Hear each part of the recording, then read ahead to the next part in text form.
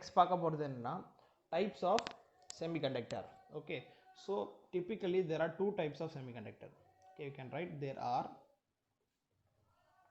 two types of semiconductor. Okay, so ரெண்டு type of semiconductor இருக்கு. Number one we call as a intrinsic semiconductor அப்படின்னு சொல்லுவோம். intrinsic semiconductor.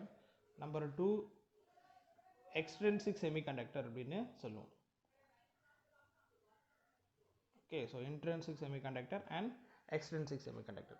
So first நம்ம பார்க்க போகிறது என்னன்னா intrinsic semiconductor பார்த்துட்டு then we'll discuss about extrinsic semiconductor. So first we are going to discuss about intrinsic semiconductor. Intrinsic semiconductor அப்படின்னா என்னன்னா இது வந்து ஒரு pure semiconductor. அதுதான் என்னன்னு சொல்லுவோம்னா intrinsic semiconductor அப்படின்னு சொல்லுவோம். You can write this are pure semiconductor. These are pure semiconductor substance. Pure semiconductor substance. Generally fourth group elements. Generally fourth group elements, that is silicon and germanium. Silicon and germanium are used as pure semiconductor.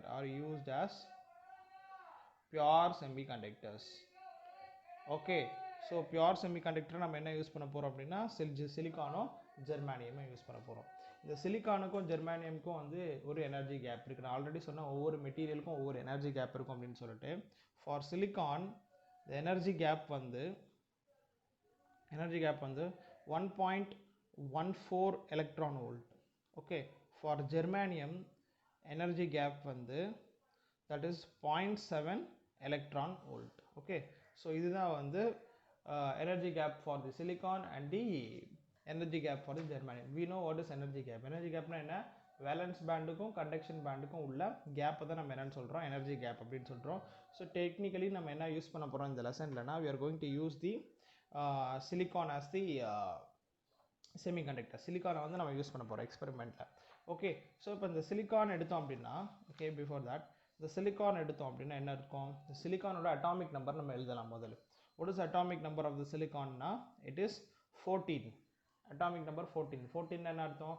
7 proton இருக்கும்.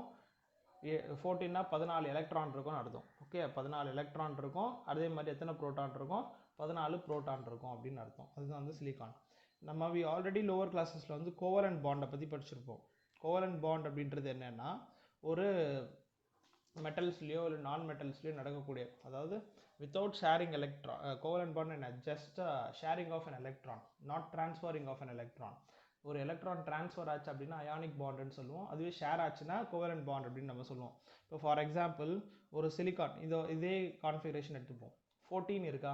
So இந்த configuration எப்படி பிரித்து எழுதலாம்? First 2 electrons, ரெண்டாவது 8 electrons, மூணாவதுல என்ன வரணும்? 8 electrons வரணும்.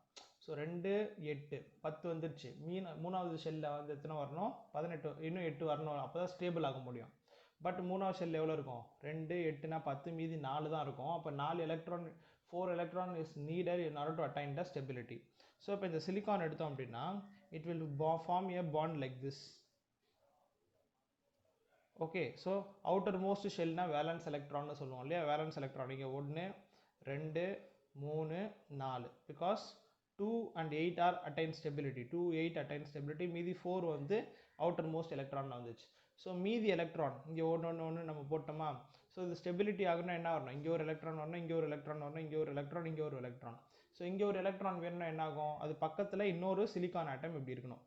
So அப்போ இந்த சிலிக்கான் ஆட்டம் இங்கே ஒன்று ஷேர் பண்ணோம் லைக் திஸ். இங்கே ஒரு சிலிக்கான் இருக்கணும். ஸோ இது ஒரு எலக்ட்ரான் இங்கே ஷேர் பண்ணோம். இங்கே ஒரு சிலிக்கான் இருக்கும். ஸோ இது ஒன்று ஷேர் பண்ணோம். அண்ட் இங்கே ஒரு சிலிக்கான் இருக்கும், அது ஒன்று ஷேர் பண்ணோம். இதை தான் நம்ம என்னென்னு சொல்லுவோம் அப்படின்னா கோவலன்ட் பாண்ட் அப்படின்றத சொல்லுவோம். ஓகே, ஸோ இதை வச்சு தான் நம்ம என்ன பண்ண போகிறோம் அப்படின்னா இன்ட்ரின்சிக் செமிகண்டக்டர் எப்படி ஒர்க் ஆகுது அப்படின்றத நம்ம பார்க்கலாம். Same we already mentioned there are two types of band, right? So we can draw that. So we have two type of band. Say இது வந்து நம்ம என்னன்னு சொல்கிறோம் அப்படின்னா கண்டக்ஷன் பேண்ட் அப்படின்னு சொல்கிறோம். ஸோ இங்கே வந்து நம்மளுக்கு வேலன்ஸ் பேண்ட் இருக்குது. say we can draw the silicon atoms. So இது silicon.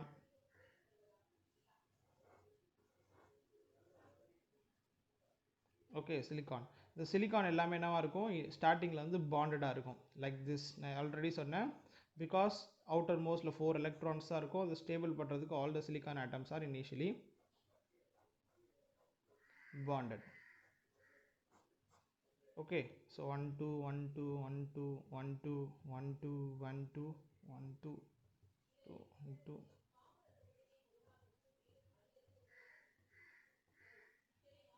ஸோ இப்படி வந்து எல்லா சிலிக்கான் ஆட்டமும் என்ன இருக்கும், பாண்டடாக இருக்கும். ஸோ இதை நம்ம என்னன்னு சொல்லுவோம் அப்படின்னா வேலன்ஸ் பேண்ட் அப்படின்னு சொல்கிறோம். Okay, so this one we called as a valence band. Okay, at room டெம்பரேச்சரில் என்ன ஆக ஆரம்பிக்கும், நான் ஏற்கனவே சொன்னேன் பியூர் இன்ட்ரின்சிக் செமிகண்டக்டர் என்ன ஆக ஆரம்பிக்கும், ரூம் டெம்பரேச்சர்லேயே வந்து எலக்ட்ரான் வந்து எக்ஸைட் ஆக ஆரம்பிக்கும். ஃபார் எக்ஸாம்பிள் சே இங்கே வந்து ஒரு எலக்ட்ரான் இருக்கு இல்லையா, இந்த எலக்ட்ரான் என்ன ஆகுது அப்படின்னா வேலன்ஸ் பேண்ட்லேருந்து கண்டக்ஷன் பேண்டுக்கு இப்படி ஜம்ப் ஆயிடுச்சு. கரெக்ட். ஸோ அப்போ இது இங்கே வந்து எலக்ட்ரான் வந்து இங்கே வந்துடும். பட் வேலன்ஸ் பேண்டில் எலக்ட்ரான் இருந்த இடத்துல என்ன ஆகும் அப்படின்றத நம்ம நோட் பண்ணணும். ஸோ இப்போ எலக்ட்ரான் இங்கேருந்து ஒரு எலக்ட்ரான் இங்கே போயிடுச்சு அப்படின்னா இது என்ன மாறிடும், அன்ஸ்டேபிளாக மாறிடும் இல்லையா. அப்போ இந்த எலக்ட்ரான் இருந்த இடத்துல என்ன கிரியேட் ஆகும் அப்படின்னா it will create a hole over there. என்னது ஹோல், ஹோல் அப்படின்றது பாசிட்டிவ், எலக்ட்ரான் அப்படின்றது நெகட்டிவ். ஸோ ஒரு எலக்ட்ரான் போச்சுன்னா என்ன ஆகும், ஒரு ஹோல் வந்து கிரியேட் ஆகும். இப்போ இன்னொரு எலக்ட்ரான் இங்கேருந்து போகுது அப்படின்னா என்ன ஆகும், இன்னொரு எலக்ட்ரான் இப்படி போச்சு அப்படின்னா அந்த இடத்துல என்ன ஆயிரும், வந்து ஒரு ஹோல் வந்து கிரியேட் ஆயிரும்.